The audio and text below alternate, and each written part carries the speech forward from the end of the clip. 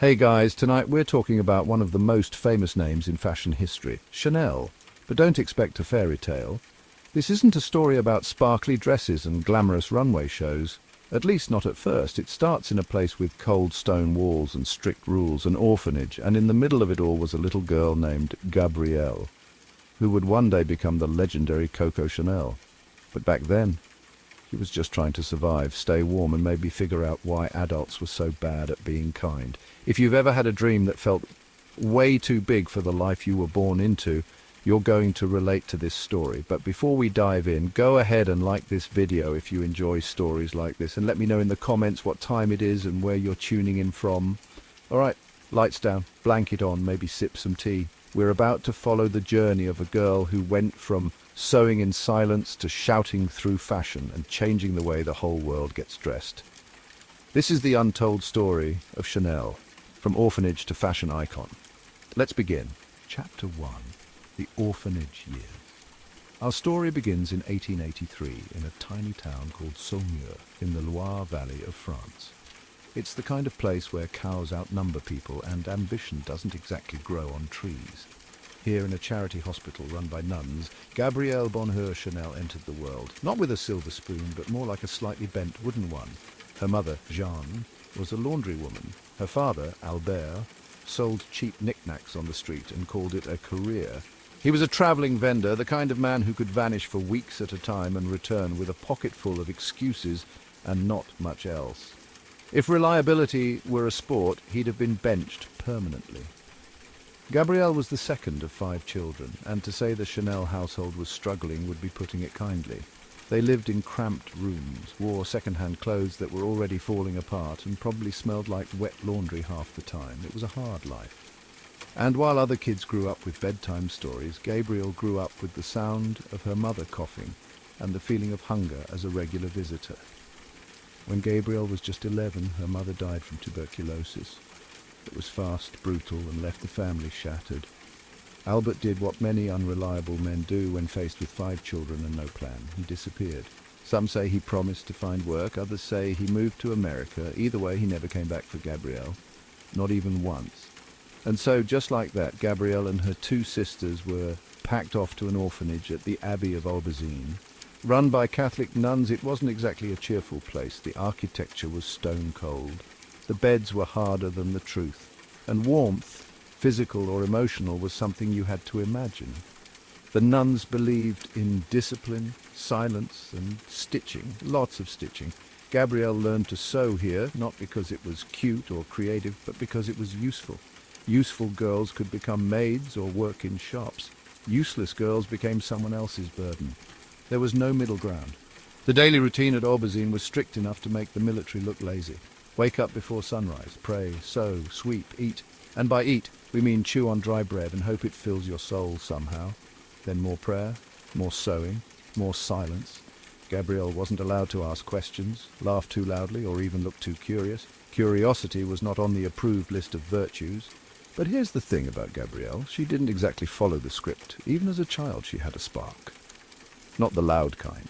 Not the kind that breaks rules openly, but a quiet, burning sort of spark. She would sit silently at her needlework like the others, but inside, her mind was somewhere else. She noticed things, the way fabric moved, the way a collar could make someone look strong or soft.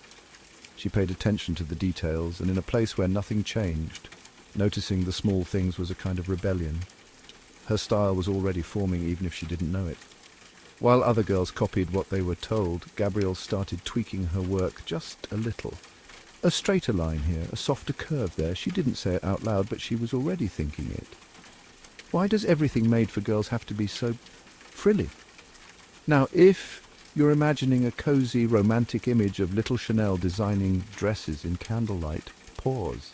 This was not that. She was still an orphan, still dirt poor, still under the watchful eye of nuns who believed joy should come second to obedience. But what Gabrielle was building, stitch by stitch, was something stronger than just skill. She was building discipline, taste, confidence. These were the raw materials she'd later use to dismantle the entire fashion system. But for now they were tucked away inside her like hidden patterns beneath a plain dress. She stayed at Aubezine until she was 18. That's 7 long years of uniforms, chores, rules, and silence. 7 years of learning how to survive, how to keep her chin up, and how to make something beautiful with very little. When she finally left, it wasn't for fame or freedom. She was sent to a Catholic boarding house in Moulins, where she worked for a tailor and continued to sew. It was more of the same, but with slightly less praying and slightly more city noise. Here she began to earn money for her sewing. And even more importantly, she began to observe the women around her. At the time, women's fashion was, let's call it, extra. Corsets so tight they could bruise your ribs, layers upon layers of petticoats, hats so wide they needed their own weather forecast. Clothes weren't made for comfort or movement. They were made to show status and obedience to fashion norms written by men in top hats. Gabrielle hated it. She didn't just dislike the frills, she saw them as symbols of something deeper, something about women being stuck, being boxed in, being told how to look and act. She didn't have the vocabulary for it yet, but what she saw was a system built to make women beautiful but powerless, and she wanted no part of it. At night she would sometimes perform at local cafes, singing songs for coins. It was here that she picked up the nickname Coco. Some say it came from a song she sang about a little dog. Others say it was short for cocotte, a cheeky word for a kept woman. Coco never confirmed either version. Like most things in her life, she preferred to leave a little mystery, but that nickname stuck. Gabrielle the orphan was becoming Coco the performer, and behind the singing, the sewing, and the carefully controlled smile, she was slowly sketching the life she wanted. It didn't involve poverty, it didn't involve marriage, and it definitely didn't involve following rules written for someone else. She was done being overlooked, done being pitied. She didn't want to be taken care of. She wanted to take over, and she would, but first she needed a way in. The fashion world wasn't open to poor girls with strong opinions. The elite didn't invite orphans to tea, so Coco would do what she always did. Start from scratch, build with what she had, and create something no one saw coming. She didn't have money or connections or even a formal education, but she had something that most people spend their whole lives searching for: clarity. She knew what she liked, what she hated, and what she would never become. The orphanage had taught her discipline, the tailor shop had given her skill, and life, in its harsh, relentless way, had taught her grit. And when she finally got her chance to show the world what she could do, she wouldn't just design clothes. She would redesign the idea of what a woman could be. But we're getting ahead of ourselves. For now, picture Coco Chanel, age 18, sitting at a sewing table in a dim boarding house. She's got a few francs in her pocket, a needle in her hand, and a head full of ideas she's not ready to say out loud yet. She doesn't look like a fashion icon, not yet, but trust me, she's already becoming one. Chapter 2. Coco and the Gentleman. When Coco Chanel left the orphanage and stepped into the real world, she didn't do it with a master plan. She didn't have a sketchbook full of future designs or a vision board covered in pearls and perfume ads. What she had were quick hands, sharp instincts, and a look in her eye that said, "Don't underestimate me." And yet for a while the world did exactly that. Her first steps into independence weren't through fashion but through survival. In the town of Moulins, she stitched by day and sang by night, and not in glamorous theatres with glitter and roses. We're talking smoky little cafes where soldiers and salesmen clapped offbeat and tipped with leftover change. Coco performed songs like Coco Rico and Quiquabu Coco, which earned her the nickname Coco. Cute, catchy, and just mysterious enough to make people lean in when she said it, but make no mistake, Coco was performing in more ways than one. By day she worked at a local tailor's shop, mending hems and watching women get fitted into corsets they could barely breathe in. She learned not just how clothes were made, but how women were treated, what they were expected to wear, how they were expected to behave. It was like watching a costume rehearsal for a play she had no intention of being in. But by night, things were different. The cafes were full of officers and wealthy men passing through. They noticed her. She wasn't loud or overly flirtatious, but she had confidence. The kind that didn't need approval to exist. The kind that made you curious. And then came Etienne Balsan. He was a cavalry officer, heir to a textile fortune, and the kind of man who wore wealth like a comfortable coat. Charming, well-connected, and not exactly a fan of commitment. Coco met him in her early 20s, and suddenly the trajectory of her life began to shift. Etienne offered her something she'd never had before. Luxury, not true love, not a marriage proposal, but access. A life where mornings began with horseback rides and afternoons were filled with social invitations and silk dressing gowns. a life with room to breathe. Coco moved into his estate at Royalieu, a former convent-turned-private playground for the French elite. And for a while she played the part, riding horses, attending parties, wearing other people's designs. But even then, she was watching, learning, and quietly judging. These women around her, the ones dripping in lace and feathers, they looked like decorated cupcakes. Fragile, overdone, and a little ridiculous. Coco didn't want to be one of them. She wanted something simpler, sharper, more modern, something you could actually move in. At Royalieu, she began experimenting, not with fabric yet, but with identity. She started dressing differently, borrowing from the boys, stealing Balsan's shirts, cutting her hair short, wearing straw hats without the mountain of flowers most women preferred, and people noticed. Some whispered that she looked like a boy, others said she looked like a genius. Either way, no one could ignore her. Now, Etienne was comfortable, but he wasn't exactly the build-your-empire type. He loved Coco in his own rich and distracted way, but he wasn't going to push her toward success. He gave her horses, parties, and a life of ease. But Coco wasn't looking for ease. She was looking for a way to stand on her own. Enter Boy Capel. Arthur Boy Capel was everything Balsan wasn't. Sharp, ambitious, business-savvy, and emotionally unavailable, in a way that somehow made him more interesting. He was an English polo player with a jawline carved from ambition and just enough mystery to make women lean in and wonder, what's he thinking? Coco met Boy through Balsan because of course she did. And while Balsan saw her as a delightful companion, Boy saw her potential. He listened to her ideas, encouraged her independence and, crucially, gave her the financial backing to start something of her own. It was risky, not just because of the money, but because of the gossip. A woman starting a business with a man's money without being married. In that era, you might as well have walked into a church and screamed during communion, but Coco didn't care. She didn't want to be someone's wife. She wanted to be someone. In 1910, with Boy's help, she opened a small millinery shop at 21 Rue Cambon in Paris. Chanel Modes, it was called, a modest little space above a tailor's shop. No flashing signs, no grand opening gala, just a room with good lighting, a few simple mirrors, and a collection of hats that looked nothing like what was trending. While other milliners were gluing dead birds and ribbons onto their creations like children in craft class, Coco kept it clean. Straight lines, neutral colours, understated elegance. Her hats looked different because they were different. They said, "I'm stylish, not a chandelier," and the upper-class women took notice. At first it was curiosity, then admiration, then imitation. Before long, Chanel hats were popping up on actresses, models, and anyone who wanted to look like they understood the future before it arrived.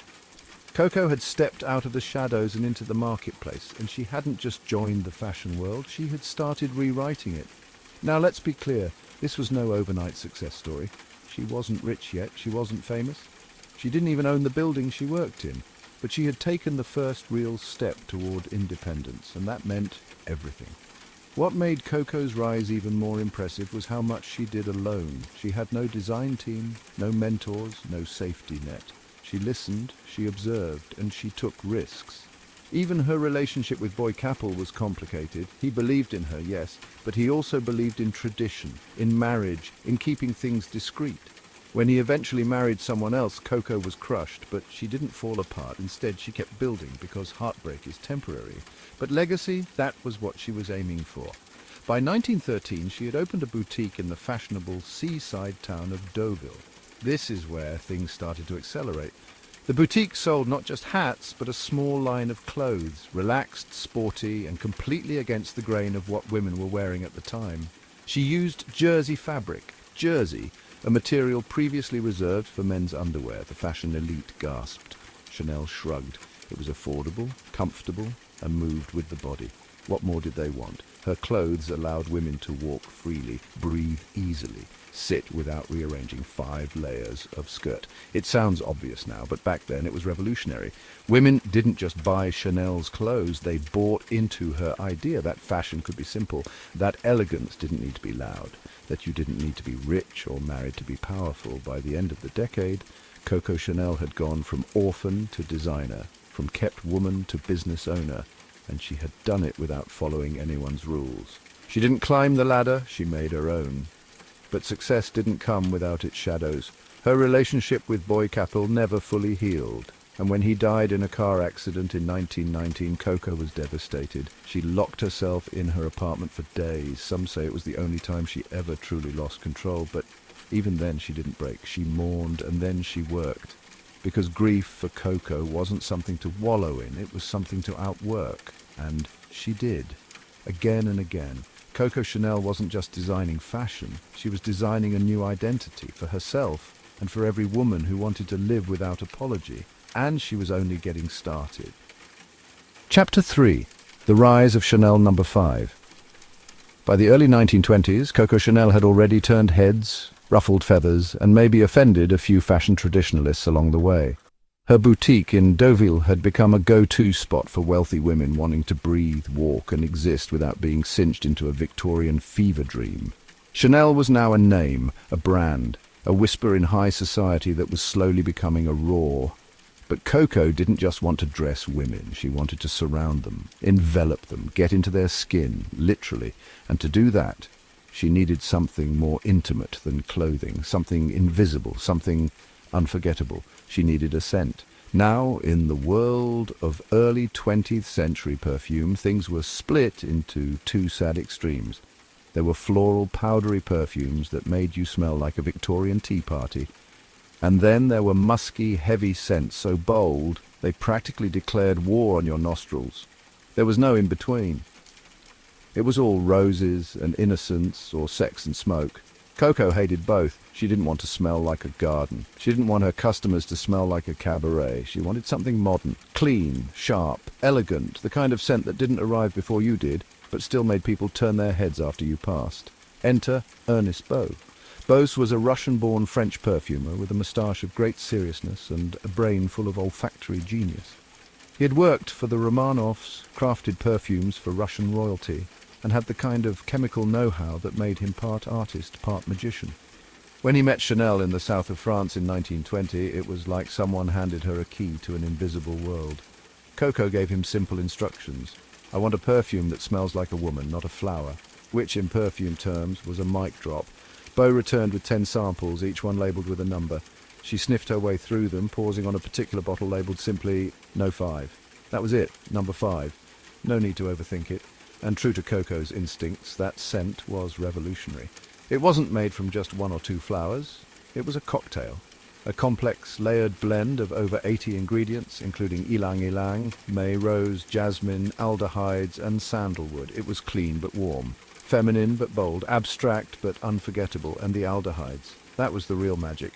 Aldehydes were synthetic compounds that added sparkle, like champagne in scent form. No one had ever used them this way before.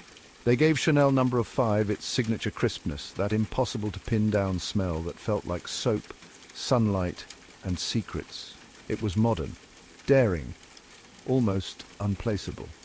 And that was exactly the point. The name stayed No 5. Coco liked numbers. She believed 5 was lucky. She also didn't want something cheesy like Love's Whisper or Garden Romance. She wanted something industrial, cold, and elegant. Something that looked modern on a shelf. Something that said, this is not a perfume for little girls. Then came the bottle. No curves, no flowers, no crystal swans. Just a simple rectangular glass container with a clean label and a faceted stopper. It looked more like a whiskey decanter than a perfume bottle, which honestly made it even better. It was subtle, classy, and about as far from the ornate perfume bottles of the time as you could get. Now let's talk about how it was launched, because Chanel didn't just create a scent, she created a moment. She started by giving bottles to her most fashionable friends, socialites, actresses, the type of women whose approval carried real weight. Suddenly, Chanel No. 5 was wafting through the corridors of private parties and exclusive salons, whispered about in smoky voices and admired in secret. Everyone wanted to know what that scent was, but no one would say, and then one day she placed it on the shelves of her boutique. Just like that, Chanel became more than fashion. It became a full sensory experience. You didn't just wear her clothes, you wore her world. Word spread like a stylish wildfire. Coco didn't advertise the perfume in the beginning. She didn't have to. People talked, people asked. And when someone wore Chanel No. 5 into a room, they didn't ask where she bought it, they asked who she was. But as the perfume became more popular, Coco realized something crucial. She needed help. She wasn't a manufacturer. She didn't own factories. She didn't have the infrastructure to mass produce a luxury product, and that's where things get complicated. Enter the Wertheimer brothers, Pierre and Paul. They owned a company called Les Parfums Bourgeois and had the factories, distribution networks and resources Coco needed. In 1924, they struck a deal. The Wertheimers would produce, market and distribute Chanel No. 5. Coco would lend her name, oversee the product and collect a share of the profits. That's how Parfum Chanel was born. Sounds great, right? Well, almost. The deal gave the Wertheimers a staggering 70% ownership of the perfume company. Coco received only 10%. The remaining 20% went to a middleman who brokered the deal. Let's pause and let that sink in. The woman who invented the most famous perfume in history, who defined the scent, the bottle, the branding, and the entire vibe, owned just a sliver of the pie. At the time, she agreed she needed the resources, but as the perfume exploded in popularity and the profits rolled in, resentment started to bubble. She called the Wertheimers the bandits. She tried multiple times to take full control of the perfume division. She launched lawsuits, campaigns, and even took advantage of the Nazi occupation during World War II to try and seize control from the Jewish family while they were in exile. It's one of the darker chapters in her legacy, and we'll get into that later. But morally complex decisions aside, Chanel No. 5 changed everything. By the 1930s, it wasn't just a bestseller. It was a phenomenon. It was the first perfume to be marketed like a luxury fashion item. It was featured in magazines, films, and whispered about in dressing rooms around the world. And then, in 1952, Marilyn Monroe casually dropped this little bombshell during an interview. When asked what she wore to bed, she famously replied, "Just a few drops of Chanel No. 5. Boom. Sales skyrocketed. Chanel No. 5 wasn't just a fragrance, it was an idea, an image, an identity. You didn't wear it because you liked perfume. You wore it because you were bold, mysterious, independent, and maybe just a little dangerous. Coco had done it. She had created the most iconic perfume in the world. And not just by accident. She understood branding before branding was a word. She knew that elegance wasn't about decoration. It was about restraint.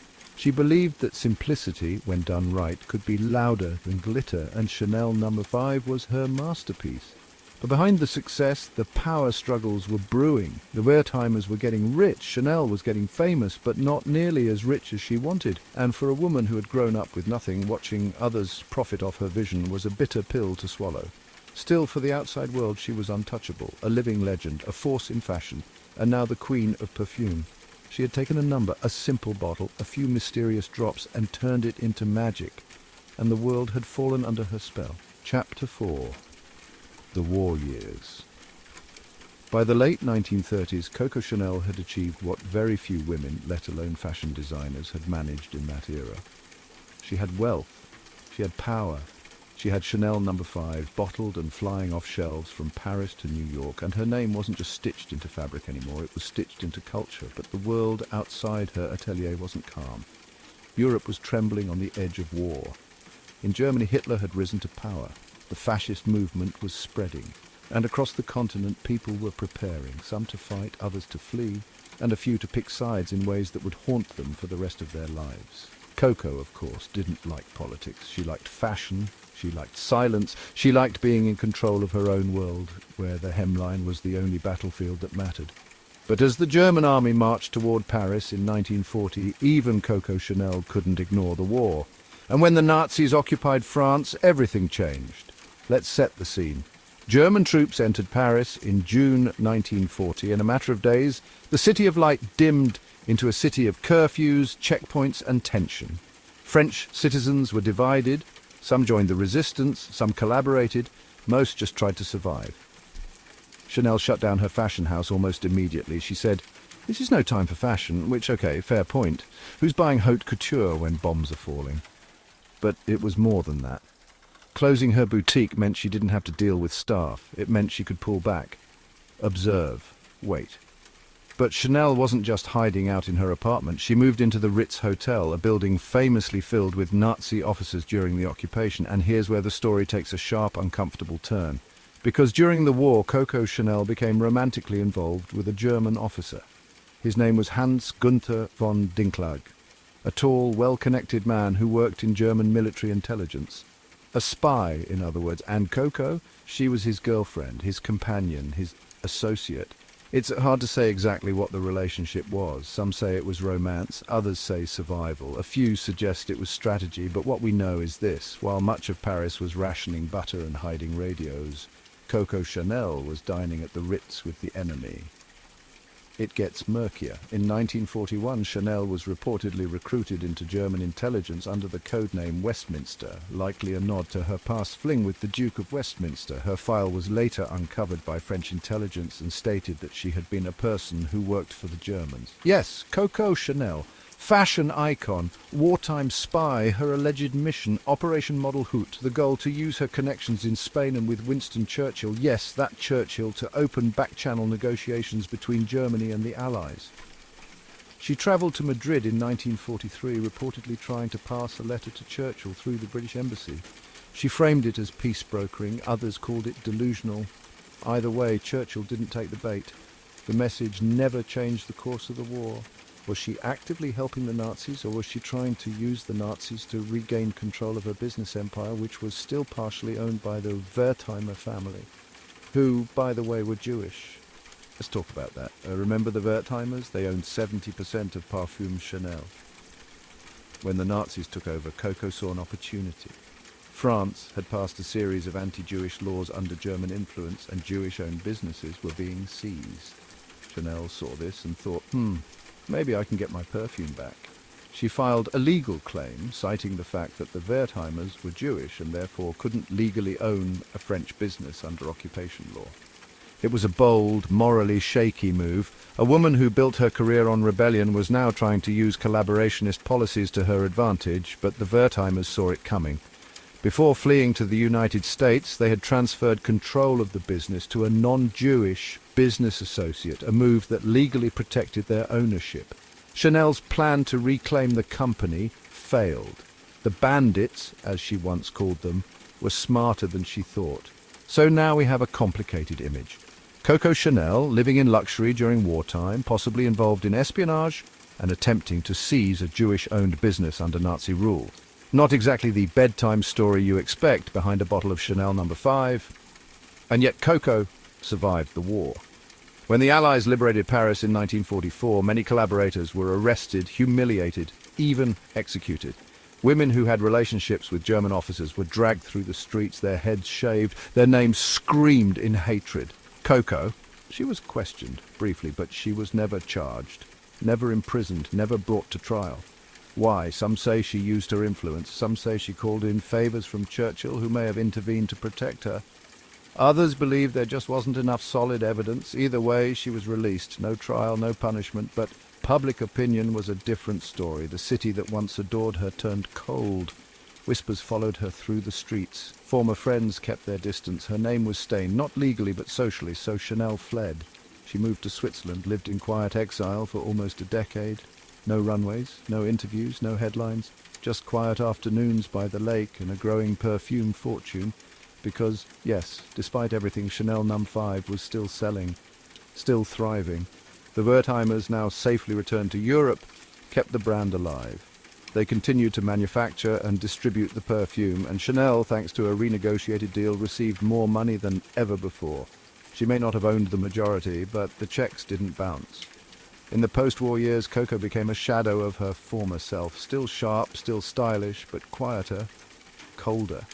She told herself she had done what she had to do, that the war was a time of chaos and survival came in strange shapes. She never publicly apologized, never explained. When asked about her time during the occupation, she often dismissed the topic with a cigarette wave and a change of subject. To some, she was a traitor, to others, a survivor. But the truth, like most things in Coco's life, sits somewhere in the grey. What's certain is this: the war changed her. Before the war, she had been a force of modernity. After the war, she was a relic of controversy. Her rivals, like Christian Dior, stepped into the spotlight. His new look, with its tight waists and full skirts, swept the fashion world, pushing Chanel's minimalist style to the sidelines. It must have been maddening. Coco, the woman who freed women from corsets, watching them rush back into them like fashion amnesia had set in. But she didn't speak out. Not yet. She watched. She waited. And quietly, she began to plan her return. Because if the war had taught her anything, it was this: power never really disappears. It just steps out of the room for a while. And Coco, she was about to walk back in, but that's for next chapter. For now, picture her in Switzerland, sitting by the water, wrapped in black, a cigarette in one hand, a pen in the other, sketching ideas on napkins, listening to the world forget her, and quietly deciding it wouldn't stay that way for long. Chapter 5. The Comeback Queen. It's 1953. Coco Chanel is 70 years old. She's been living in quiet exile in Switzerland for nearly a decade, wrapped in designer coats and complicated memories. Her name is still known, her perfume still sells, but in the fashion world, she's a ghost. Paris has moved on, the war's over, the runways are alive again, but now the spotlight belongs to Christian Dior. Dior's new look had exploded onto the scene in 1947. It was everything Chanel once stood against. Tight waists, heavy skirts, layers of fabric meant to transform women into walking hourglasses. Critics called it a return to elegance. Chanel called it a step backwards. Dior doesn't dress women, she once said, he upholsters them. And in typical Chanel fashion, the insult wasn't whispered. It was printed. She couldn't take it anymore. The frills, the bows, the corsets, the sudden amnesia of the fashion industry, forgetting that she had once burned those cages to the ground, so she did the only thing Coco Chanel could do when the world seemed to forget her. She came back. But this wasn't a glamorous, celebrated return. No one rolled out a red carpet. No one begged her to design again. In fact, most people thought she was done. Too old, too controversial, too wartime tainted. Even the press side-eyed the idea of her return. Why stir up the past, they asked. Why bring back Chanel when we have Dior? But Coco wasn't coming back for applause. She was coming back for revenge. She returned to Paris and reclaimed her apartment at the Ritz, which by now had become her unofficial headquarters. She climbed the familiar stairs to her showroom on Rue Cambon, opened the doors and began sketching. Her staff returned, some loyal, some skeptical, most curious. What would Chanel even look like in the 1950s? Could minimalism compete with the floral hurricanes Dior was sending down the runway? She didn't care. She designed the way she always had, lean, clean, sharp. Her comeback collection was filled with jersey suits, tweed jackets, straight skirts and soft silhouettes. The kind of clothes a woman could wear to actually live her life, not just pose in. But when the show debuted in 1954, it flopped. French critics weren't just unimpressed, they were brutal. They called it outdated, uninspired, boring. One paper accused her of designing for old ladies. Another said she had missed the mark by at least 2 decades. It was the fashion equivalent of being booed off stage with roses still in your hand. But Coco didn't flinch. She never had, and she wasn't designing for France anymore. She was designing for America. While the French press rolled their eyes, American buyers lost their minds. They loved the simplicity, the elegance, the modern lines. They saw what Chanel always knew, that fashion doesn't need fireworks, it needs freedom. Suddenly her comeback collection was a hit across the Atlantic. Department stores in New York and Chicago placed huge orders. American magazines praised her vision. Women from Hollywood to Madison Avenue started whispering her name again. She had done it. Not with applause, not with nostalgia, but with clothes that made sense. And at the center of that comeback was one iconic piece, the Chanel suit. Let's talk about it. The Chanel suit was a revolution dressed in tweed. It had a collarless jacket, a straight skirt, and a perfectly tailored fit that didn't pinch or pull. It was flexible, comfortable, powerful. It let women move, work, cross their legs without a second thought. It wasn't just a fashion statement, it was a political one. In an era when women were re-entering the workforce, managing homes, raising children, and pushing back against outdated expectations, the Chanel suit became their unofficial uniform. And it looked good on everyone. It didn't matter if you were 25 or 55. It didn't matter if you were attending a board meeting or a lunch with friends. The suit said, "I'm here, I'm capable, I don't need to shout." It was genius and it was everywhere. But Coco didn't stop there. Her designs continued to evolve. She reintroduced the quilted handbag with a chain strap, because who wants to carry a clutch when you can sling it over your shoulder and keep your hands free? She brought pearls back into fashion not as a sign of wealth, but as a style signature. Layered, playful, elegant without trying too hard.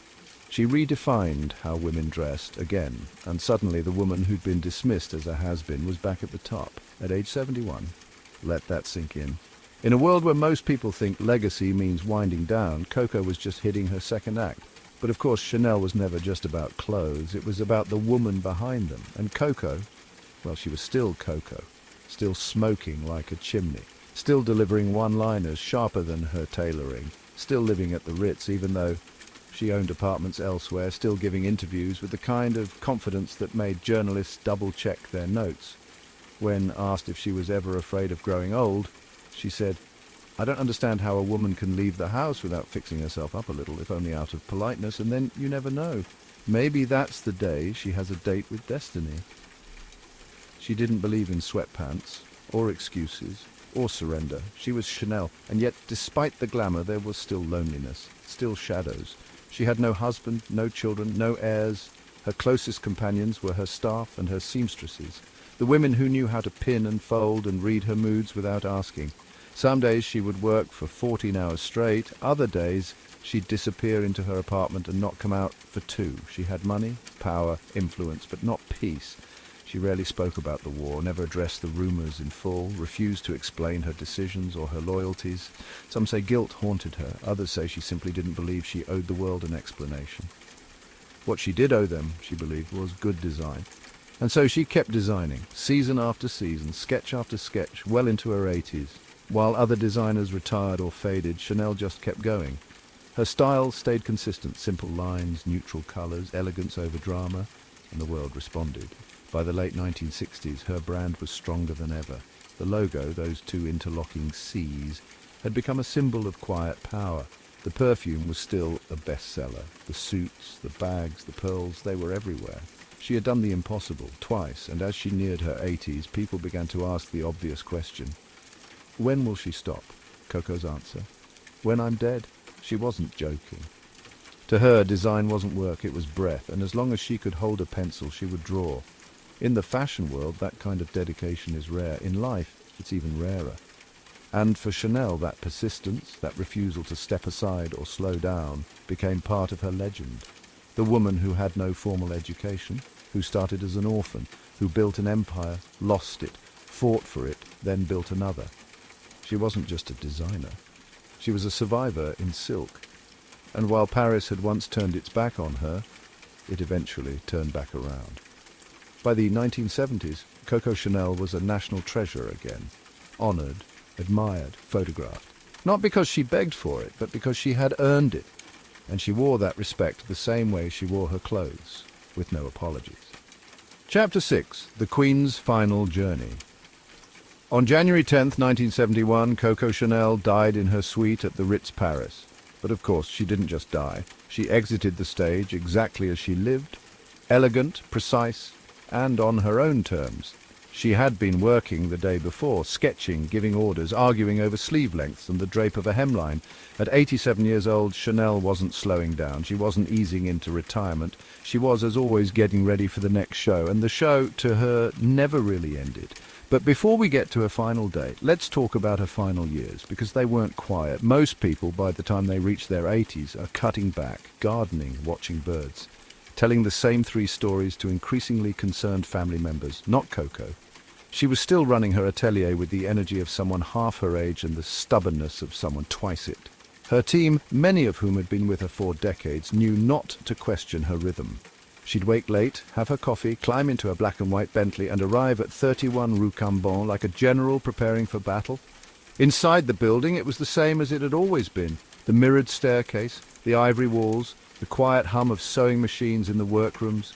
She would climb the stairs, pausing halfway to study her own reflection, and then settle into the salon to begin her critiques. Her fittings were famously brutal. She'd tug at collars, rip off trims, and deliver commentary in the kind of clipped French that could sting even through a smile. But it was never mean for the sake of it. It was about getting it right. She had no patience for laziness, no tolerance for mediocrity, and her vision hadn't dimmed. In fact, many fashion critics of the late 1960s and early 70s noted how timeless her work had become. While trends around her swerved wildly, psychedelic prints, miniskirts, bell-bottoms, Chanel stuck to what she knew. Clean lines, bold simplicity, and an elegance that never shouted. Her suits still sold. Her perfume still seduced. Her brand, once doubted, was now part of the global fashion DNA. But even as the world fawned, Chanel remained complicated. She didn't soften with age. She didn't play the sweet grandmother card. She still smoked too much, still had her hair set daily, still wore black almost exclusively, still gave interviews filled with contradictions and quotable lines that made editors scramble for their notebooks. "I don't do fashion," she once said. "I'm fashion." Was she arrogant? Maybe. But when you've clawed your way up from nothing, from a convent orphanage to a suite at the Ritz, maybe a little arrogance is just self-awareness with good lighting. She never married, never settled down. In fact, Chanel didn't even believe in marriage for most women. "As long as you know men are like children," she once said, "you know everything." Ouch. She wasn't sentimental either. When asked about love, she'd often wave it away, saying things like, "I never wanted to," weigh more heavily on a man than a bird. Her greatest heartbreak, Boy Capel, had died over 50 years ago, and though she never spoke of him often, his photo remained on her nightstand until the end. In her later years, she spent most of her time with her staff, a few close friends, and her dog. No heirs, no public family, just legacy, and her legacy was everywhere. You could see it in the windows of Bergdorf Goodman, in the closets of Hollywood stars, on the arms of businesswomen who had finally begun to take up space in boardrooms, many of them wearing Chanel jackets while doing it. The Chanel look wasn't just fashion, it was armor.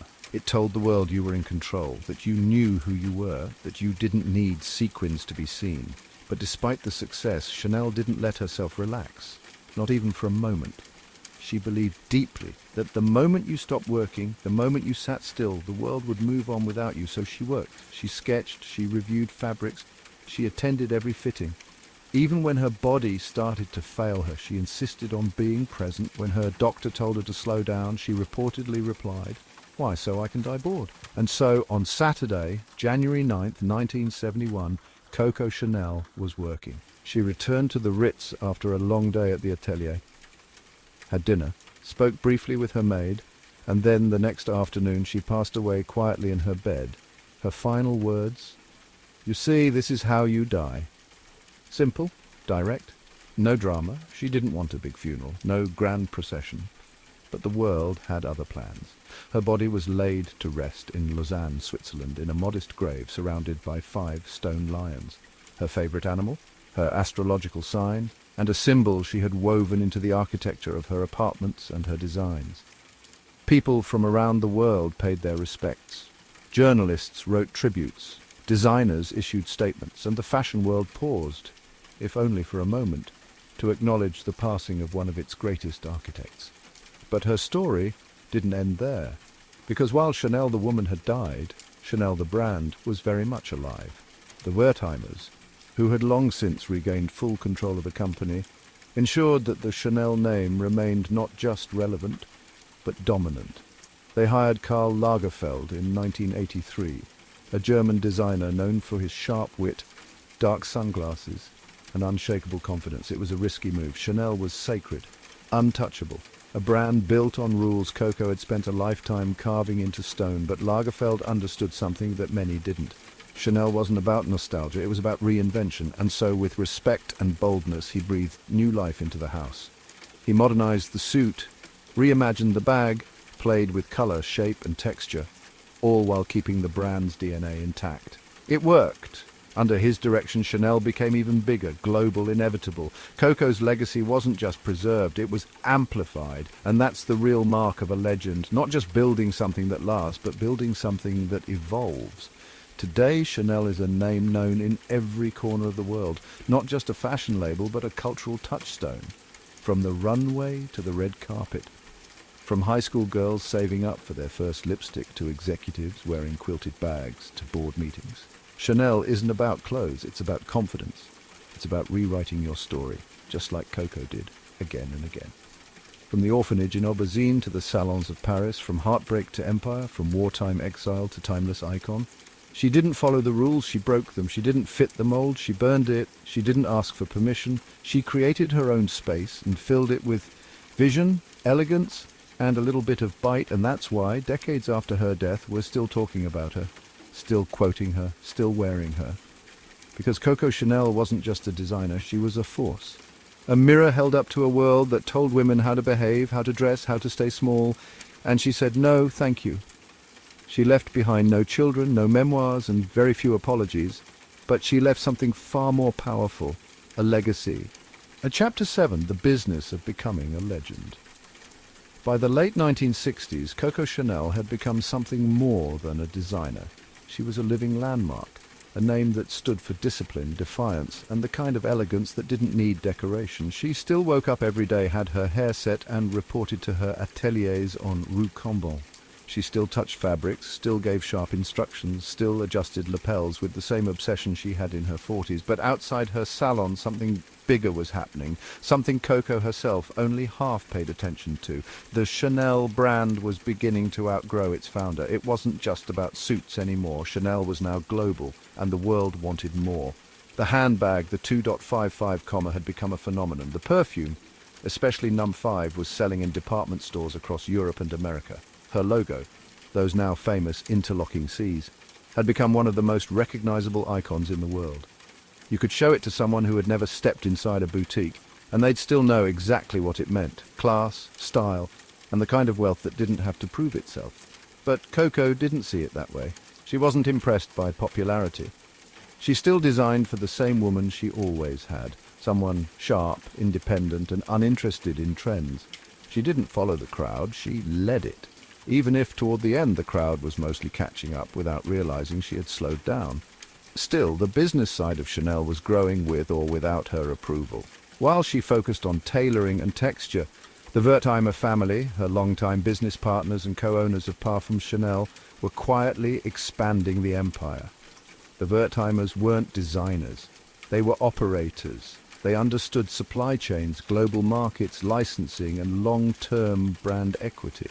And they saw something Coco never admitted out loud, that Chanel wasn't just a fashion house anymore, it was a luxury identity. They expanded into beauty, accessories, eyewear, fine jewelry. They protected the logo, guarded the trademarks, secured exclusive distribution deals across Europe, North America, and eventually Asia. They built the business while Coco built the image. And by the late 1960s, that image was everywhere, from society parties to political stages. When Jackie Kennedy stepped off the plane in Dallas wearing that pink Chanel suit, the world took notice. When actresses like Romy Schneider, Catherine Deneuve, and Jane Fonda wore Chanel in films and public appearances, it wasn't just fashion. It was branding at the highest level. The designs were still hers. The lines, the palette, the pearls. But the way they were being consumed, distributed, and worshipped, that was new. Coco, now in her 80s, saw it from her apartment above the Rue Cambon boutique. She wasn't sentimental. She didn't linger in nostalgia, but she knew. She knew her name had outgrown her, that what she created had taken on a life of its own, and she kept working, even as her health began to fade, even as her steps slowed, even as her eyesight dimmed and her inner circle shrank. She still sketched, still made decisions, still showed up. She wouldn't live to see what happened next. But the house she built, it was only just beginning. When she passed away in 1971, there was grief, but also momentum. The business didn't falter, it didn't even hesitate. The structure she left behind was strong. The atelier was still staffed, the shops stayed open. The orders kept coming. For a while, Chanel operated in a kind of suspended animation. It was a shrine, a symbol, a beautiful room with no voice inside. The designers who followed Coco immediately after her death treated her legacy with almost too much reverence. They didn't dare reinvent, they tried to echo her instead, and for a few years that was enough. Her name still sold. The perfume still led the market, the logo alone kept the house afloat, but by the early 1980s things had changed again. Fashion had shifted, youth was back in power, designers were turning into celebrities, runways were turning into arenas. And the House of Chanel, once the boldest voice in the room, was starting to feel quiet. The Wertheimers knew something had to change. In 1983, they appointed a new artistic director, someone who was fast-talking, wildly opinionated, and already infamous for his talent and ego. someone who couldn't be more different from Coco, but somehow understood her better than anyone else had since she died. His name was Karl Lagerfeld, and in his gloved hands the brand exploded. Lagerfeld didn't treat Chanel like a relic.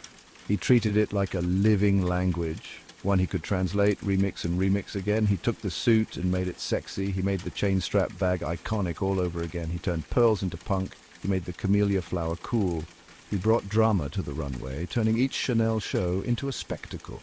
One season, the Grand Palais became a supermarket, another a space station. Once he built an actual beach, complete with real sand and waves, inside a Paris convention center. Chanel wasn't just a brand anymore, it was an experience. And sales? They exploded. Under Lagerfeld, Chanel became one of the most profitable luxury brands in the world. The ready-to-wear line flourished. The accessories became collector's items. The perfume division, already a legend, expanded into a lifestyle empire.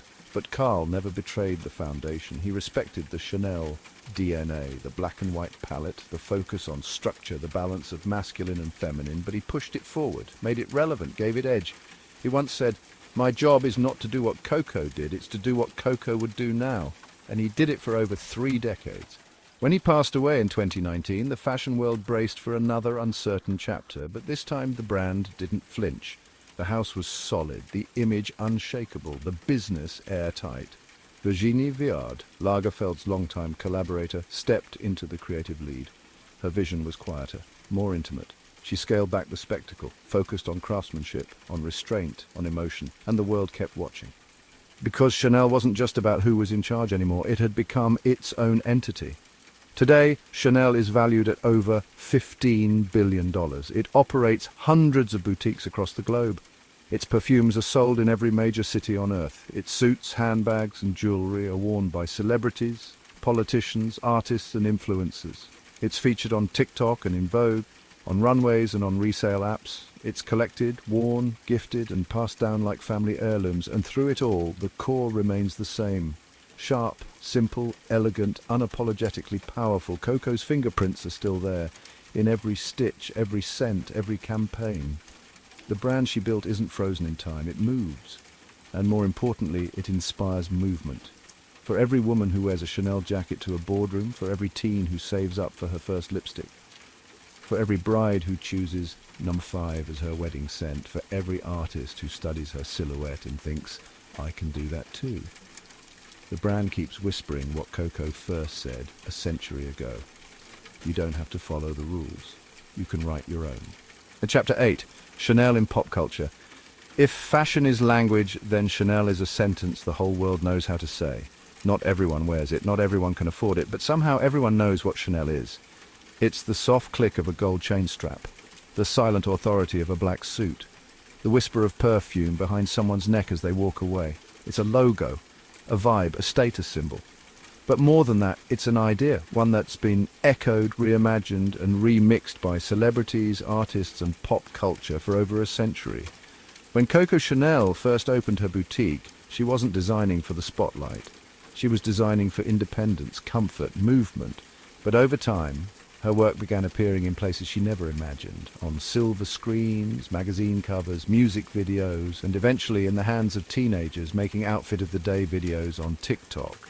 The Chanel brand didn't just enter pop culture, it became part of the furniture, and it started earlier than you think. In 1952, Marilyn Monroe was asked what she wore to bed. Her answer was 5 words, just a few drops of Chanel No. 5. She didn't say it to be poetic. She said it because it was true, but with that one line, whispered with a breathy smile and a flick of blonde hair, she turned a perfume into legend. Sales skyrocketed. Ad agencies scrambled. Chanel No. 5 wasn't just a fragrance anymore, it was sex appeal in a bottle. And Monroe? She became its unofficial ambassador even long after her death. That moment alone would have been enough to cement the brand in pop culture history. But it was only the beginning. Throughout the 1950s and 60s, Hollywood's leading ladies lined up to wear Chanel. Elizabeth Taylor, Grace Kelly, Jean Moreau, Romy Schneider. These weren't just actresses, they were icons.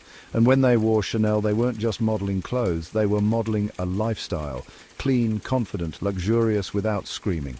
The black dress with pearls became shorthand for elegance. The tweed suit, political armor wrapped in cashmere, the quilted bag, a passport to a better version of yourself. And soon, Chanel wasn't just for the silver screen, it was part of real history. When Jackie Kennedy stepped off the plane in Dallas wearing a pink Chanel suit, the world saw poise. When she refused to change out of it after her husband was shot, the suit became something more. It became a symbol of strength, of presence, of history witnessed in real time. That single outfit, blood-stained and unremoved, ended up in the US National Archives, untouched, preserved. Because even tragedy knows the weight of fashion when it's worn with meaning. Chanel became a staple for women in power. Margaret Thatcher wore variations of the tweed suit. So did Princess Diana, Hillary Clinton, Anna Wintour, Nancy Pelosi. It wasn't about the price tag, it was about what the garment said without words. I don't need to shout to be heard. But fashion evolves, and by the 1980s and 90s, Chanel began appearing in places that would have once made Coco raise an eyebrow, or maybe smirk with secret satisfaction. Enter the supermodel era. Under Karl Lagerfeld's creative direction, Chanel shows became the most anticipated events of the season. Runways were transformed into art installations, and the models became gods. Claudia Schiffer, Naomi Campbell, Linda Evangelista, Christy Turlington, they wore Chanel down the catwalk like it was body armor for a new generation. And they weren't just on the runway, they were on magazine covers, billboards, late-night interviews. The House of Chanel wasn't just selling fashion anymore, it was selling aspiration. The campaigns were cinematic, stark, sometimes surreal. One ad would feature a woman draped in pearls, lounging in a velvet armchair. Another might show a bare back and a bottle of No. 5 on a marble counter. The message was always the same: this isn't just a product, it's a story. And the stories didn't stop with print. In the 2000s, Chanel transitioned effortlessly into the music world. Hip-hop artists name-dropped the brand constantly. Kanye West, Nicki Minaj, $AP Rocky, Pharrell, each one referencing Chanel as shorthand for taste, money or elevation. Even Madonna wore Chanel to perform on her world tours. Beyoncé posed in vintage Chanel for promotional shoots. Rihanna walked the Met Gala carpet in custom Lagerfeld. And it wasn't just women. Chanel began to cross gender lines more explicitly. Pharrell Williams became the first male face of a Chanel handbag campaign. He wore pearls, tweed and custom jackets, and made them look like they were always meant for men too. Chanel wasn't just a women's brand anymore, it was a cultural brand. That expansion continued in Asia. As luxury markets exploded in Tokyo, Seoul and Beijing, Chanel saw a new wave of influence and a new audience hungry for fashion with legacy. Korean and Chinese celebrities began appearing front row at Chanel shows. Their looks were dissected online, reposted, idolized, and when Blackpink's Jennie became a Chanel ambassador, it wasn't just a smart move, it was a seismic one. Jennie, dubbed Human Chanel by fans, embodies the next-gen consumer. Young, influential, social media savvy, and deeply aware of fashion history. When she wears Chanel, it's not just marketing, it's an extension of her image, luxurious, playful, controlled, and fans responded. Hashtags trended, fan accounts bloomed. TikToks were made analyzing every stitch of every outfit. Chanel had officially crossed into the most uncharted and volatile territory of them all, the algorithm. And it thrived there. Fashion hauls, unboxings, vintage Chanel collections, dupes, styling tips across YouTube, TikTok and Instagram. The Chanel name appears every day in hundreds of different ways. Some wear it, others study it, a few critique it, but everyone knows it. And still, the brand refuses to chase. It doesn't flood social media, it doesn't rely on viral stunts, it rarely comments. Instead, it stays still while everyone else scrolls by, and somehow that stillness has made it magnetic. Even on resale markets, Chanel remains untouchable. A vintage flat bag from the 1990s, that's a down payment. Certain collections now sell for more use than they did brand new. Chanel isn't just fashion anymore. It's an asset class. Collectors hunt for specific seasons. Casual shoppers wait months for restocks. Chanel doesn't even sell certain handbags online. You have to walk into a boutique, talk to someone, build a relationship. It's exclusive without being arrogant. Intimate without being cold. That balance is rare and it's powerful. Chanel's cultural impact isn't just in how many people wear it, it's in how people talk about it, study it, desire it. It's in the way a TikTok creator with 500 followers feels empowered by a tube of Chanel lipstick. It's in the way a celebrity walks the Cannes red carpet and says, "I'm wearing vintage Chanel," as if announcing royalty. It's in the fact that a 100-year-old perfume bottle still sits on vanities across the world, unchallenged. Chanel didn't stay relevant by shouting. It stayed relevant by holding its posture, confident, crisp, and unbothered by the noise. That's what makes it different from trend-chasing brands that burst, burn out, and rebrand. Chanel doesn't rebrand. It reinvents. Quietly, elegantly, with precision. It lets the world come to it, and the world keeps coming, from the Orphanage at Aubusine to the front row of Fashion Week, from Coco's sewing machine to Jenny's Instagram, from perfume counters to presidential campaigns, from black dresses worn in mourning to pink suits stained by history, from Chanel No. 5 to Chanel Core. It's not just a brand, it's a mirror, a symbol, a cultural weather vane, and every time it's worn, on the red carpet, in a selfie, on a runway in Seoul, it carries with it a whisper from the woman who started it all. Not loud, not desperate, just firm enough to be remembered. I don't do fashion, I am fashion. And fashion, as it turns out, never forgot. Next, Chapter 9. The Legacy That Won't Fade. There are fashion houses that make beautiful clothes. There are designers who define eras. There are logos that turn heads, fragrances that linger, and handbags that sell out before they hit the shelves. And then there's Chanel. It's hard to explain exactly what Chanel means now, because it isn't just a brand anymore. It's a world. A vocabulary, a feeling. It's stitched into history, whispered into culture, and somehow still relevant in an age where trends last less than a week and attention spans barely stretch beyond a scroll. But Chanel endures, not just the perfume or the jacket or the name, but the idea of Chanel. That's the real legacy. And it started with a girl named Gabrielle who had nothing, not even parents, and decided that was never going to stop her. The story began in silence, in a convent with rough fabric, hand-me-down shoes and a needle, and from there it became a story of firsts.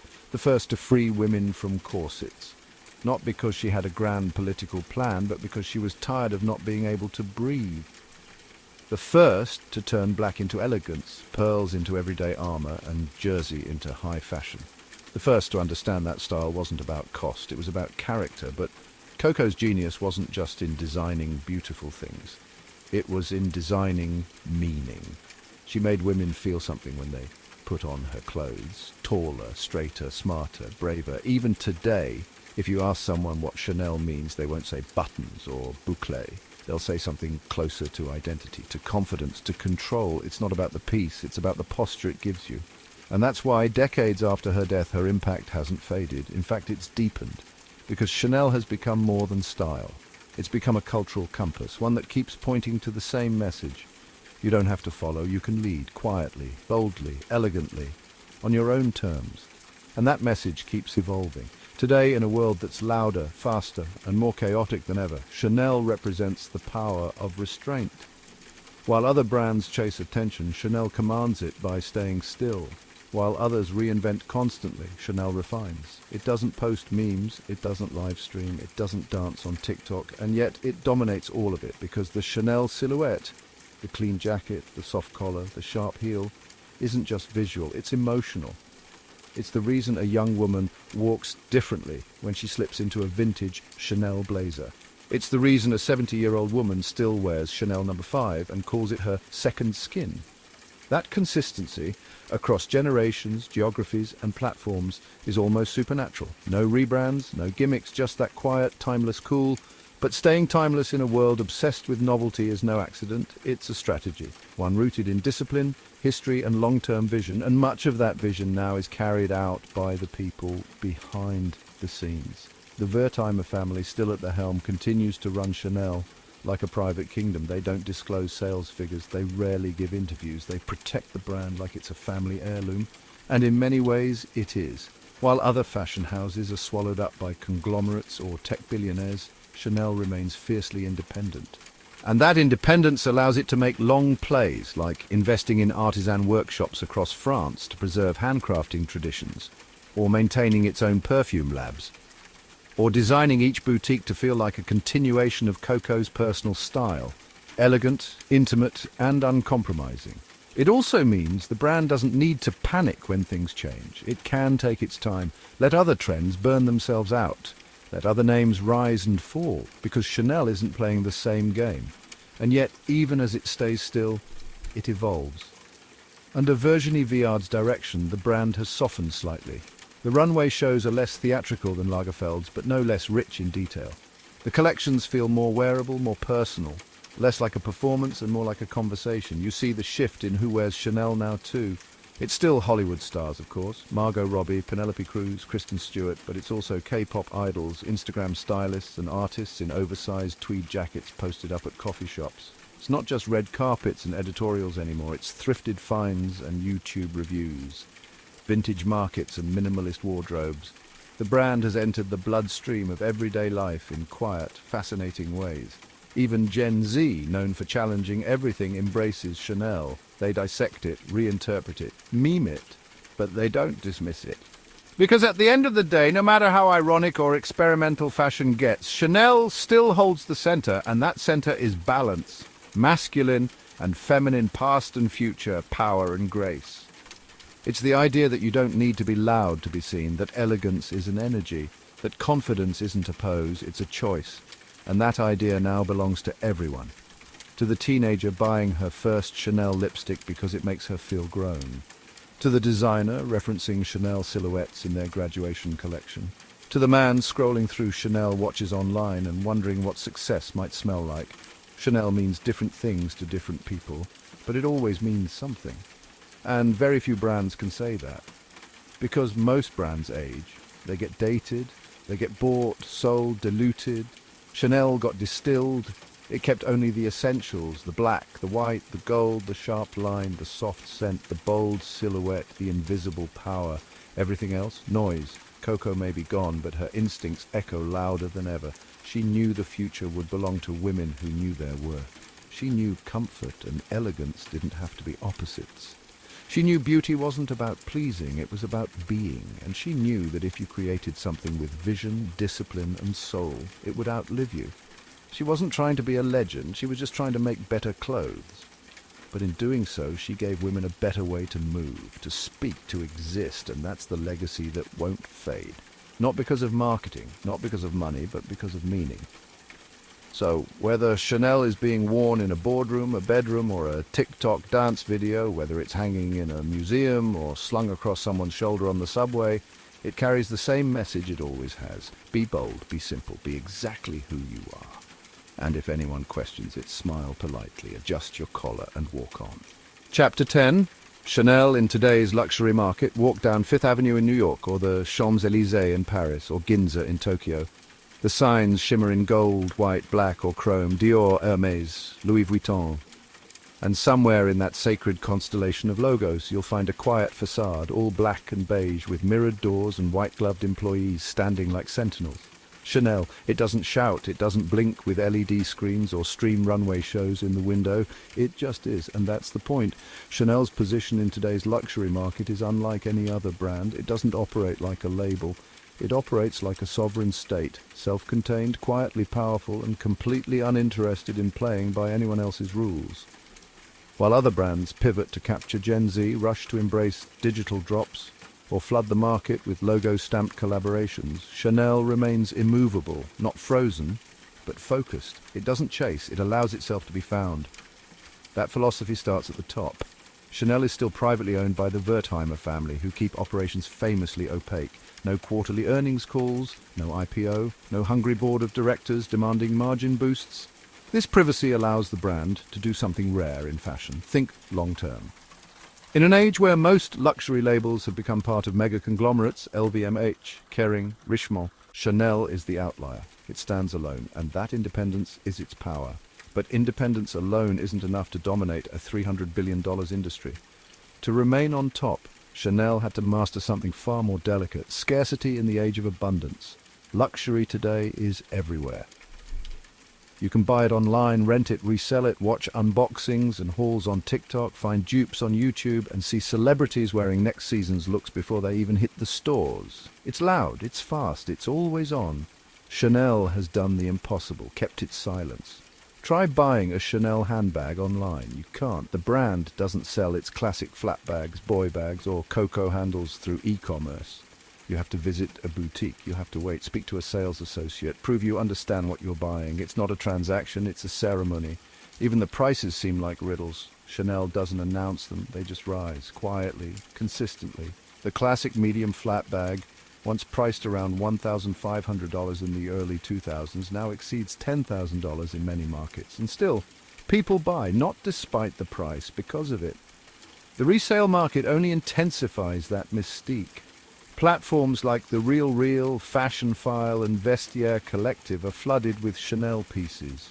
Vintage tweed jackets, classic 2.55s, silk scarves, jewelry, shoes. Many items sell for more use than they did new. The moment a customer walks out of the boutique, that handbag isn't just a fashion piece, it's an asset. That kind of value retention is unheard of outside of Rolex and Hermes. But Chanel has managed to position itself in that elite bracket, not just as a luxury purchase, but a financial one. So what keeps it there? Exclusivity, yes, but more than that, consistency. Chanel doesn't rebrand, it doesn't pivot, it doesn't redesign its classics. The flat bag looks almost exactly as it did in the 1950s. The tweed jacket hasn't changed much since the 1960s. The camellia flower still appears like clockwork in nearly every collection. In a world obsessed with reinvention, Chanel thrives by refining. Even the runway shows, which grew more theatrical under Karl Lagerfeld, still orbit around the same gravitational field: femininity, power, elegance, ease. The silhouettes shift, the fabrics change, the models get younger, but the soul still unmistakably Chanel. And then there's perfume.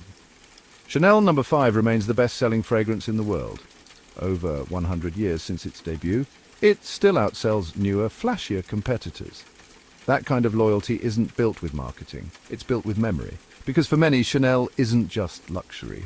It's life, a scent your grandmother wore, a jacket your mother saved for, a lipstick you bought after your first paycheck. The brand weaves itself into personal timelines, it becomes part of you. That's what keeps it above the noise. But staying above the noise doesn't mean staying static. Chanel has adapted, just quietly. The brand embraced technology with caution. It joined Instagram late. It launched e-commerce for beauty, eyewear and small leather goods, but never its classics. It began live streaming its runway shows, but always with polish, never hype.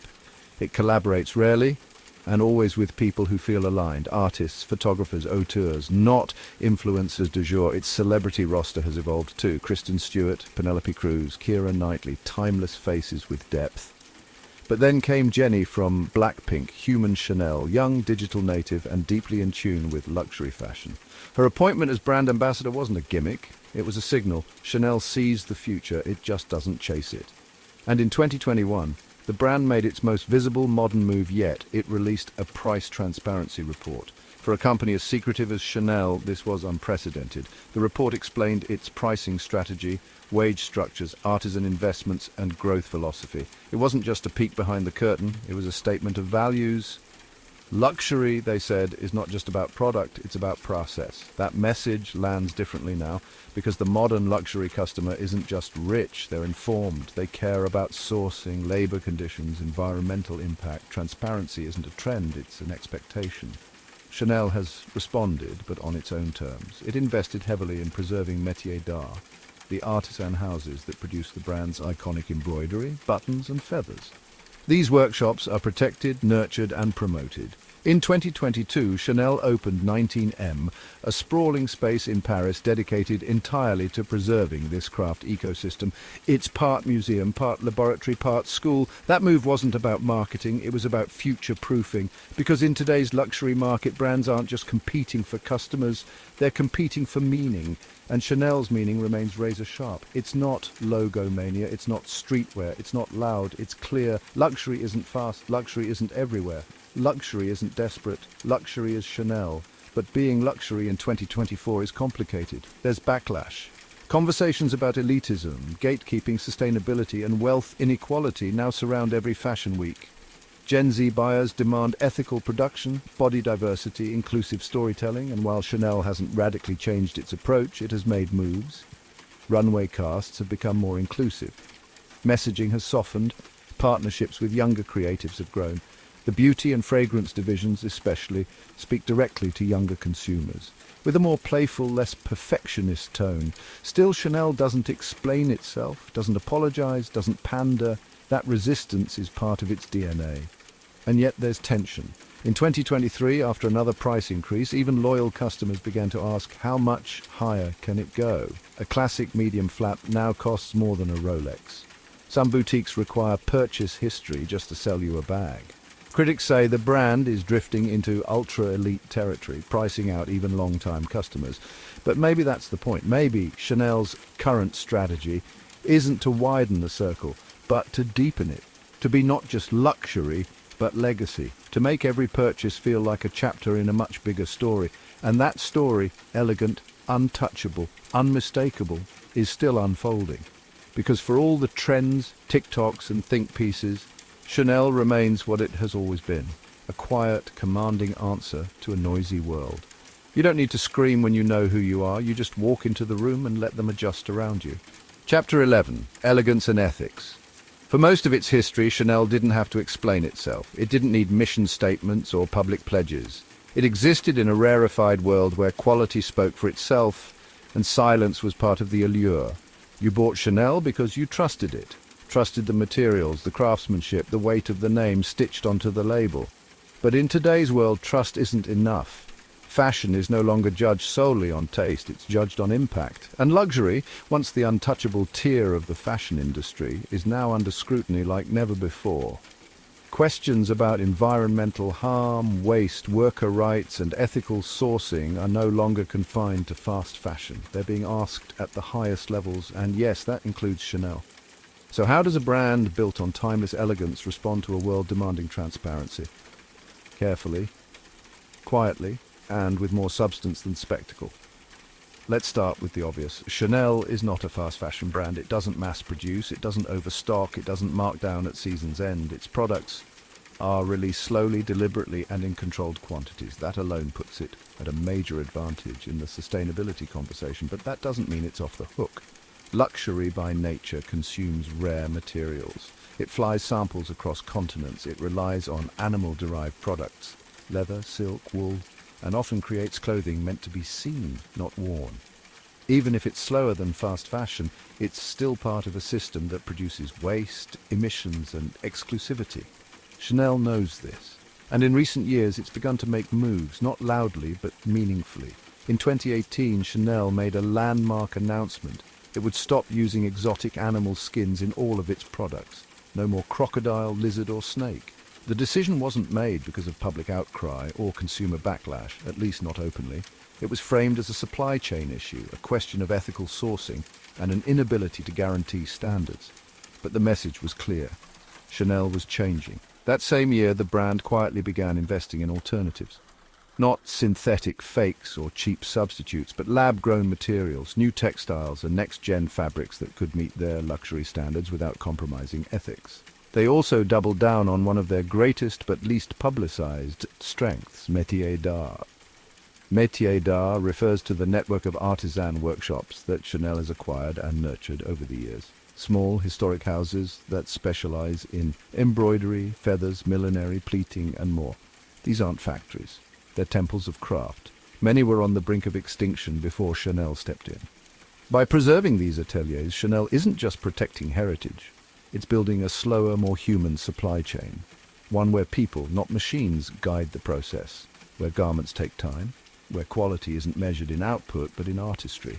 It's the antithesis of fast fashion, and it's a powerful rebuttal to the idea that luxury has to come at the cost of values. In 2021, the brand took that commitment even further by opening Le 19M, a massive complex on the outskirts of Paris dedicated entirely to artisan craft. Part showroom, part workspace, part training center. It's where embroidery houses like Lesage and feather experts like Lemery now operate under one roof. The architecture is modern. The purpose is old. Keep the art alive. And this, in many ways, is Chanel's sustainability strategy. Not a glossy rebrand, but a doubling down on its roots. Make fewer things. Make them better, make them to last. It sounds simple, but in an industry addicted to newness, it's actually revolutionary. Of course, craft alone doesn't solve everything. There are still real challenges. The brand still uses virgin materials in many collections. It still ships globally, hosts international fashion weeks, and sells in countries with wildly different labor standards. It's not carbon neutral. It hasn't fully transitioned to renewable energy across all operations. And until recently, It didn't talk about any of this. But in 2022, Chanel released its first major climate and sustainability report. This wasn't a marketing document, it was a detailed, measured explanation of where the brand stands and where it wants to go. The key takeaways? Chanel aims to reduce its carbon emissions by 50% per unit sold by 2030. It's committed to 100% renewable electricity across all owned operations by 2025. It has begun mapping its full supply chain, including Tier 2 and Tier 3 suppliers, something many brands avoid. It's investing in regenerative agriculture, sustainable cotton and circular materials, and, perhaps most importantly, it's pledging transparency as a long-term value, not a temporary PR move. None of this is flashy. It doesn't involve sneaker drops made from recycled bottle caps or capsule collections with eco-slogans. But it reflects a brand that knows who it is and who it's becoming. Because Chanel's challenge isn't just to go green, it's to evolve without losing what makes it Chanel. If they stop using silk, how does the dress feel? If they start recycling tweed, how does the jacket move? If they stop using traditional dyes, does the red still look like that red? These aren't technical problems, they're philosophical ones. And Chanel approaches them the way Coco would have, by letting form follow function, by testing, refining, waiting, not rushing. That approach also extends to social values. In the past, Chanel wasn't known for activism. It rarely took public stances on politics or social movements. Even Coco herself, for all her disruption, wasn't a banner waver. But today's consumers expect more, and Chanel slowly is responding. Its casting has become more inclusive, more diversity of age, race and body type on the runway. Its beauty campaigns now feature a wider range of skin tones and gender expressions. Its internal hiring is expanding globally, and its charitable giving through the Chanel Foundation focuses on women's empowerment, climate justice and cultural preservation. They don't plaster it on billboards, but it's happening. Because Chanel doesn't believe in saying the right thing just once. It believes in building systems that do the right thing repeatedly. That mindset is what makes its sustainability journey believable. Not perfect, but real. Because let's be honest, no luxury brand is truly sustainable. Not yet. They still rely on exclusivity, on newness, on aspiration, but some are taking steps toward balance, toward values that match the vision. And Chanel, surprisingly or not, is one of the quiet leaders, not because it's chasing headlines, but because it's doing the hardest thing of all, aligning its past with the future, preserving craft, reducing harm, thinking long-term. It's a reminder that elegance isn't just aesthetic, it's ethical. That luxury, when done right, doesn't mean wasteful, it means intentional. And that true power doesn't lie in owning the most things. It lies in choosing carefully and caring deeply, which, at its core, is what Coco was trying to say all along. Chapter 12. The Future of Chanel. In 1910, Gabrielle Chanel opened a small hat shop on Rue Cambon in Paris. She sold quiet things, clean lines, minimalist details. Her boutique had no crystal chandeliers, no velvet ropes, just mirrors, light and space to breathe. She wasn't trying to build an empire. She was trying to create freedom. And yet here we are, more than a century later, still speaking her name, still following the shape of the world she carved. Sometimes with scissors, sometimes with silence. But what happens now?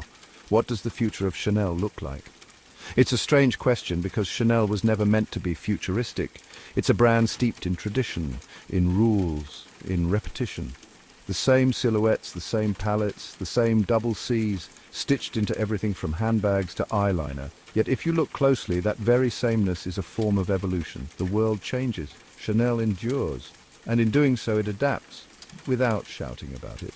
The house has always been more about slow power than speed, but even slow power needs direction, especially now.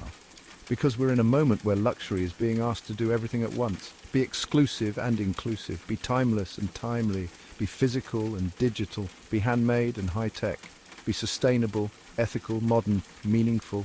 Can Chanel keep up? Or maybe the better question is, can it lead? Let's start with technology. So far, Chanel has taken a conservative approach to digital transformation. It joined Instagram late. It has no TikTok account. It doesn't do virtual fashion shows or sell NFTs. You can't try on a bag in augmented reality. There's no metaverse showroom. And yet, its digital footprint is everywhere. It's in unboxing videos, shopping vlogs, runway reaction reels, fan edits of Jennie Kim's Chanel looks, reviews of lipsticks, Deep dives into vintage bags, YouTube thrift hauls that whisper Chanel like a spell. The brand itself may not post much, but everyone else does. And that's the paradox of modern Chanel. Its restraint creates magnetism. It lets others do the talking. It leaves a blank space and the internet fills it. Still, the brand knows the digital world isn't optional, it's inevitable. That's why behind the curtain, Chanel has been investing in tech infrastructure, not flashy apps, but foundational tools, better data systems, smart inventory tracking, targeted communications, personalized shopping journeys. It's building the tech backbone it needs, quietly like it always does. But one place where Chanel will never go fully digital: craft. The human hand is non-negotiable. The atelier is sacred, which is why the brand has doubled down on education and artisan preservation. In 2021, it launched the École des Métiers d'Art, a training program for young artisans in embroidery, shoemaking and hat making. These aren't just skills, they're endangered languages. And Chanel is trying to make them immortal, because the future of luxury isn't just high-speed innovation. It's high-skill intention. That's the next chapter Chanel is writing, one where technology and tradition coexist, where digital convenience doesn't erase physical meaning, where fashion isn't just fast or slow, it's thoughtful. But what about design? What does Chanel look like in 10 years? If you look at recent collections under Virginie Viard, you see a slight pivot, not away from the classics, but towards softness. More fluid silhouettes, more ease, less armor, more intimacy. It's not a revolution, it's a rebalancing. And that's the genius of Chanel's design language. It doesn't need to reinvent itself, it just needs to listen and respond. Fashion is cyclical, but identity is constant. And Chanel is an identity, one that more and more people want access to, which raises the tension between exclusivity and expansion. The question now is, how open will Chanel become? Will it launch entry-level lines like some of its rivals? Will it create more inclusive sizing? Will it diversify its price points, its aesthetics, its storytelling? These aren't just moral questions, they're strategic ones. Because the luxury consumer is changing. They're younger, more global, more values-driven. They care where things come from, how workers are treated, what the brand stands for. They want beauty, yes, but also purpose. Chanel has already begun to answer. It's expanded its philanthropic efforts through the Chanel Foundation, focusing on women's rights, climate resilience and cultural inclusion. It has elevated voices from diverse backgrounds, artists, filmmakers, thinkers, in its campaigns and conversations. And while it doesn't center these efforts in its advertising, it embeds them in its actions. Still, there's more to do, more stories to tell, more people to invite in, not through dilution but through depth. Because the future of Chanel doesn't lie in copying trends, it lies in offering something trend-proof. Which brings us to the biggest question of all: what will Chanel mean in 50 years? Will it still be about jackets and handbags?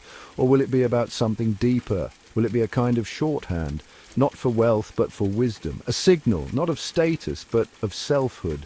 That's where the brand is heading, whether it knows it or not. Because Coco didn't just teach women how to dress, she taught them how to be. How to move through the world with intention, how to say more with less, how to let elegance speak when words don't. That's the real future of Chanel, not a new logo, not a virtual store, but a living, breathing legacy that continues to teach us something very simple and very rare. That power doesn't have to be loud, that beauty can be quiet, and that sometimes the most radical thing a woman can wear is exactly what she wants. So what happens next? Whatever the world brings, Chanel will still be there, not chasing the moment, but defining it, one stitch at a time. And there you have it, from orphanage corridors to Paris salons, from a needle and thread to a billion-dollar empire. Chanel's story isn't just one of fashion, it's one of transformation, of a woman who took her pain and turned it into power, who refused to settle for the roles society gave her and instead stitched a new one into existence. Coco Chanel didn't follow trends. She created rules by breaking them. She believed that elegance could be practical, that comfort could be powerful, and that simplicity, when done with confidence, could outshine extravagance. Her legacy wasn't built on volume, but precision. And somehow, more than a century later, that legacy still holds. The brand she left behind has become more than a label. It's a language, a symbol, a shorthand for taste, for quiet strength, for that intangible thing we call style. Today, Chanel sits at the top of the luxury world, not because it changed with the times, but because it knew exactly when not to. It embraced artisanship when others chose automation. It made scarcity part of the story. It preserved history while speaking to the future. From perfume to pearls, from suits to runways, every piece still echoes with the woman who started it all, alone, underestimated, and absolutely certain of her vision. In a world obsessed with noise, Chanel remains the quietest voice in the room, and the most powerful. And maybe that's the lesson. That true elegance isn't about being noticed, it's about being remembered. So whether you wear the jacket, spray the perfume, or simply admire the myth, you're part of the story now. Because Chanel wasn't just a brand, she was an idea. And ideas, when stitched into culture, never really go out of style.